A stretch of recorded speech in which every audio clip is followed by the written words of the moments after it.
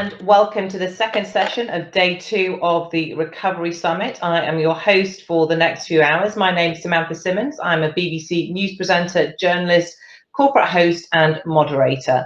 It's my pleasure to welcome to the second session Professor Peter Fisk, who's a global thought leader. He leads GeniusWorks, which is a strategic business accelerator based here in London. He's also a Thinkers50 Global Director, founder of the European Business Forum, and a Professor of Leadership, Strategy and Innovation at IE Business School in Madrid. Peter, welcome to you. We've just heard from you, for those who are still tuning in, for the last half hour from one session, setting out your thoughts of where we are now and where the future needs to be as far as business is concerned.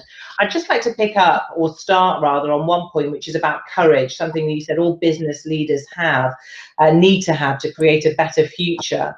For many businesses, though, as you know all too well, it is a fight for survival at the moment. So where do they find this courage from, not just to survive, but to thrive in the current pandemic? Yeah, I mean, firstly, I totally agree. It's an incredibly tough time. But if you're going to survive, it's better to survive and thrive. And I think, the better way to do it is to jump to the future and say, if I can succeed, what do I want to achieve? And then to start working out, what do I want that to be? What do I want that future to look like? I was on a call with Brian Chesky from Airbnb recently, and he was saying that unfortunately Airbnb had to make 25% of their staff redundant. And what they did was to jump to the future first of all and said, what do we want the future of our business to look like? And then they decided, well, where do we have to make efficiencies if we have to make efficiencies?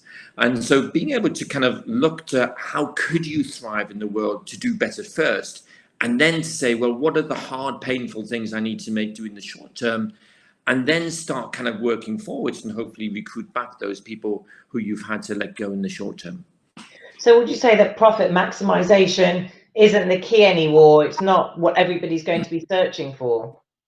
Hopefully not, and it should never have been the key, which may seem a strange thing to say, but I think one of the interesting things about business is, we should never have been trying to maximize our profits in the short term. Many investors like us to, because they want a quick return on their investments, but the real purpose of a business is to invest to create something for the future.